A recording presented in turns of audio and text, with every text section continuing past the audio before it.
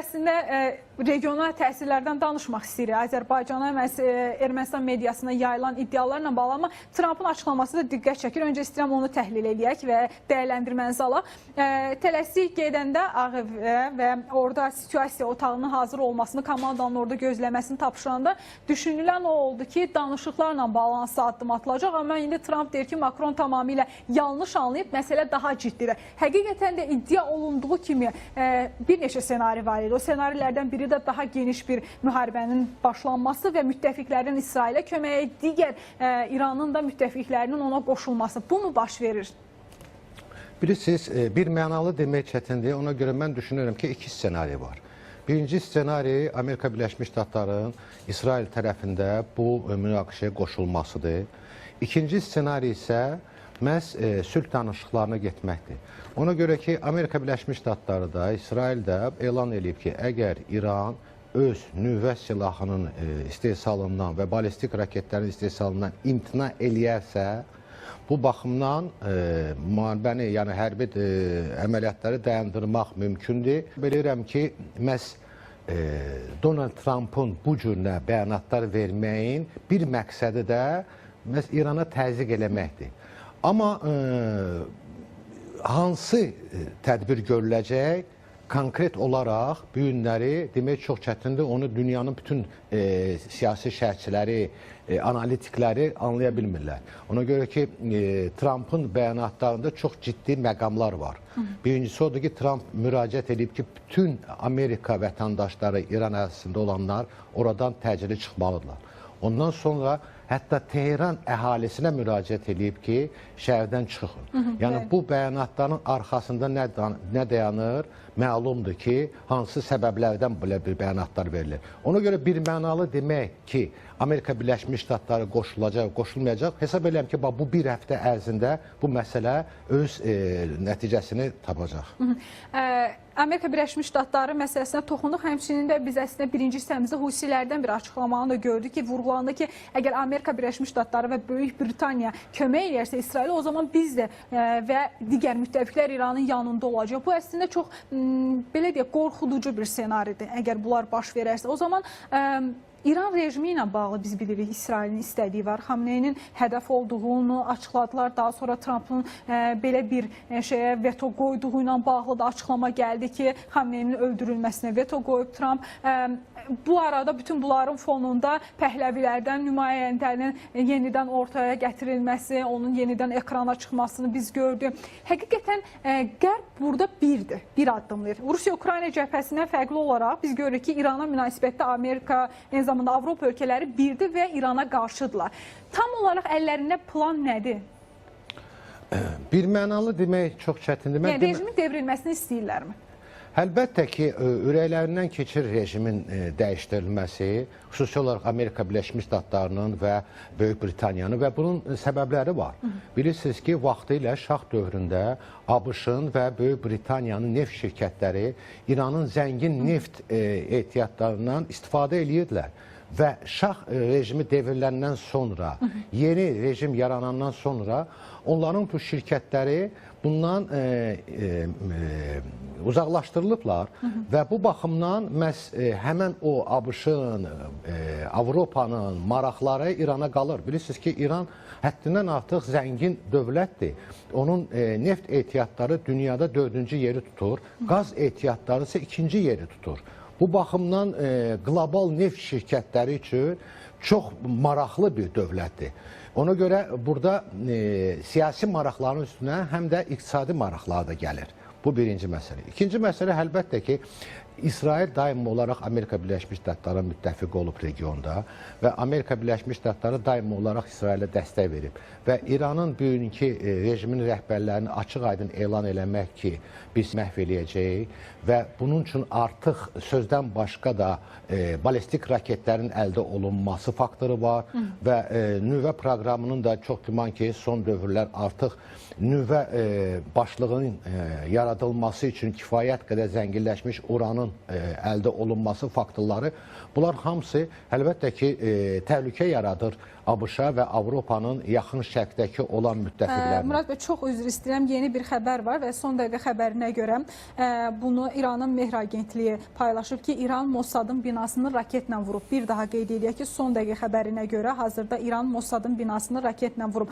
Qeyd edək ki, son hücumlar zamanı Təl-Əviv və eyni zamanda Hayfada İsrailin strateji mövqelərinin vurulması ilə bağlı xəbər paylaşılmışdı və Mehr Agentliyinin son məlumatına görə hazırda İran Mossadın binasını raketlə vurub. Murad bəy, biz bilirik ki, Mossadın İranın daxilində təşkilatlanması və bütün bunları İsrail tərəfindən daha uğurlu olmasının səbəbi də buydu. Hətta düşünün, evin içərisində bir zavod, belə bir şey hazırlamışdılar. Daha sonra Tehranın yaxınlığında PUA üçün bir mərkəz yaratmışlar. Həm də daxildən yaxşı bir formada idarə edildilər hücumları İsrail və bundan sonra artıq gördük ki, İran həm əməliyyatları aparır, həm də paralelində agentlərin tutulması işlərini həyata keçirirdi ki, artıq bir neçə agentin tutulmasına bağlı hər gün yenilənən məlumatlar da gəldi. Amma bu da həmçinin hakimiyyət üçün kifayət qədər çətin deyilmi? Həm hücumları dəf eləyir, həm yeni hücumlar həyata keçirir, həm də daxilindəki o agentləri tutmağa çalışır ki, və bunların sayı da 1 deyil, 100 deyil, yəni yüzlərləndir. Bilirsiniz, mən İranın rəsmi agentliklərinin verdiyi məlumatlara çox da səmimi yanaşmıram. Ona görə ki, kifayət qədər fakt gətirə bilərəm ki, onlar ancaq təbliğat məqsədi daşıyır. Məsələn, bu əməliyyatlar başlayandan İranın rəsmi agentlikləri artıq bir neçə dənə ABŞ-ın müasir təyyarələrin vurulmasının, hətta pilotların əsir götürülməsi faktlarını elan ediblər. Amma bugünkü günə qədər onun şəkillərini, onun video görüntülərini, həmən o pilotun danışıqları ilə bağlı hər hansı bir məlumat verilməyib. Yadınıza salın, Azərbaycan səfirliyinə sui-qəsd olan zaman həmən o terrorçunun bir saat keçməmişdi, artıq ondan müsahibə götürdü İran Dövlət Televiziyası. Amma bu hallarda biz görmürük onun davamını. Ona görə İsraildən fərqli olaraq İsraildə azad media daha da rahat işləyir və dövlət bir çox hallarda bütün məlumatları əhalisindən gizlətmir də. Bu baxımdan mən hesab eləmirəm ki, İranın bu günləri belə bir vəziyyətdə kifayət qədər siz deyən kimi təzyiqin altında cavab verə bilir. Baxın, görün, 4 gün bundan əvvəl təyin olunmuş yeni baş qərargahın rəisinin bu gecə İsrail tərəfindən vurulub, məhv olunub. Və İsrail tərəfi bunu elan eləyib və aldığı məlumatlara görə İsrailin kəşfiyyatı bu günləri çox açıq-aydın, aktiv şəkildə İran ərazisində işləyir. 20-yə yaxın nüvə alimlərinin ayrı-ayrılıqda öz evlərində, evlərin qabaqlarında məhv olunması bu onu göstərir ki, Mossadın şəbəkəsi çox aktivdir.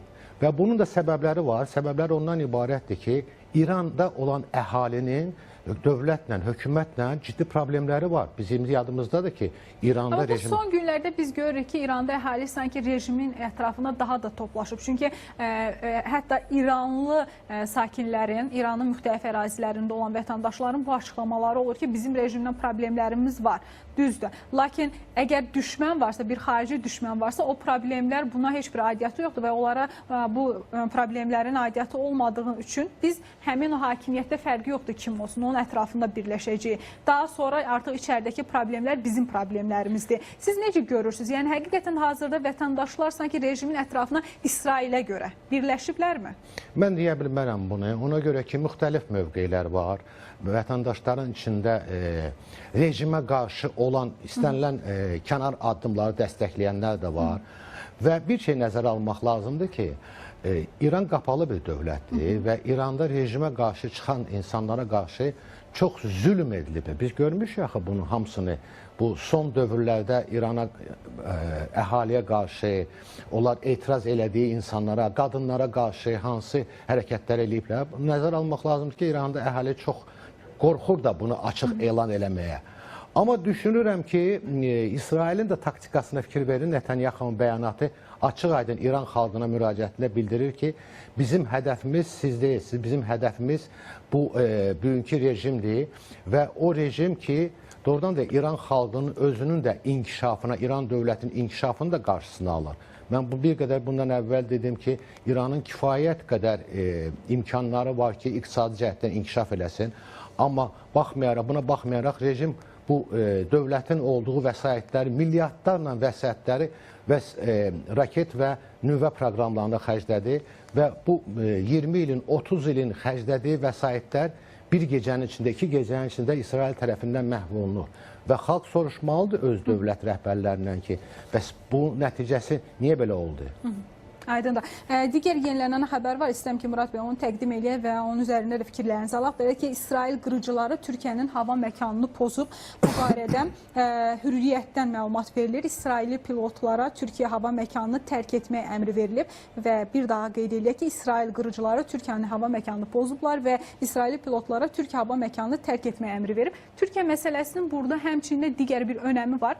İlk günlərdən səsləndirilirdi və Türkiyə cəmiyyətində belə bir narahatlıq da var idi ki, məhz İsrail ilə Türkiyənin münasibətlərini hazırda göz önünə gətirəsi olsa, əslində İsrailin həm də əsas hədəfi Türkiyədir və hətta münaqişənin regiona yayılacağı və Türkiyənin də müharibəyə qoşulacağı ilə bağlı iddialar vardı. Biz hazırda Türkiyənin daha barışçıl tərəfdən yanaşdığını görürük proseslərə. Amma İsraildən Türkiyə ilə bağlı bir açıqlamanı görməmişik.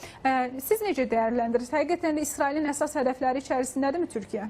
Mən düşünmürəm ki, indiki mərhələdə İsrail buna düşünsün və hətta ki, bu ilə bağlı hansısa bir tədbirlər görsün. Ona görə İsrailin qarşısında həddindən artıq ciddi bir problem var. İranın nüvə problemidir. İranın balistik raketlərin mövcudluğudur. Biz görürsünüz ki, baxmayaraq ki, İsrailin həddindən artıq güclü, bəlkə də dünyada ən güclü hava hücumundan müdafiə sistemindən mövcuddur.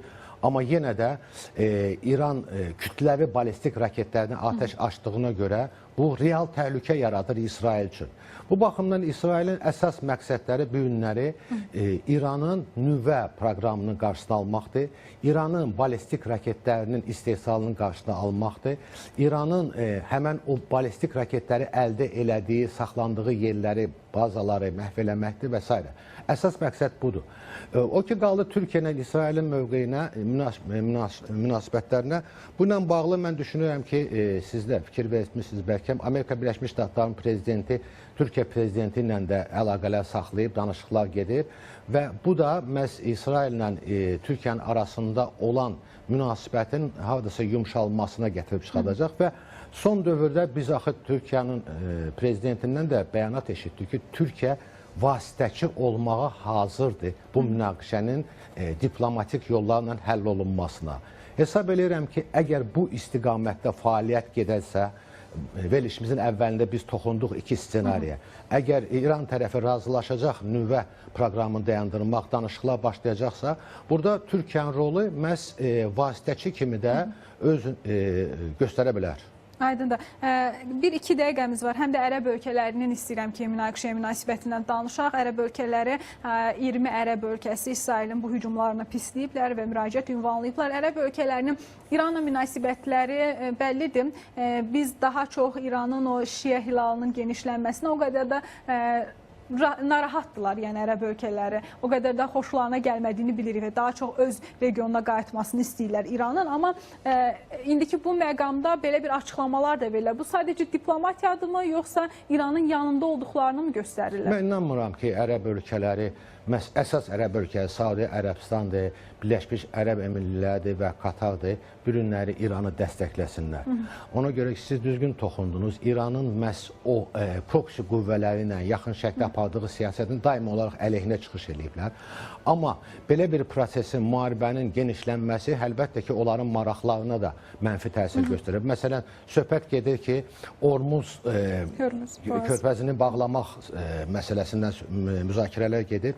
Əgər belə hal olsa, ondan məsələn Qatardır, Saudi Ərəbistanıdır, Birləşmiş Ərəb Əmirlikləridir, öz neft və qaz məhsullarını çıxartmaq üçün həddindən artıq ciddi problemlərlə rastlaşa bilərlər. Ümumiyyətlə, dünyanın neft və qaz ehtiyatlarının 20%-i məhz oradan gəlir. Bu baxımdan onların da özlərinin narahatçılıqları var və mən hesab edirəm ki, bəyanatlarda verilən fikir bu onların real öz məqsədlərini əks etdirmir. Çox sağ olun Murad bəy. Təşəkkür edirik dəvətimizi qəbul edib gəldiniz, önəmli dəyərli.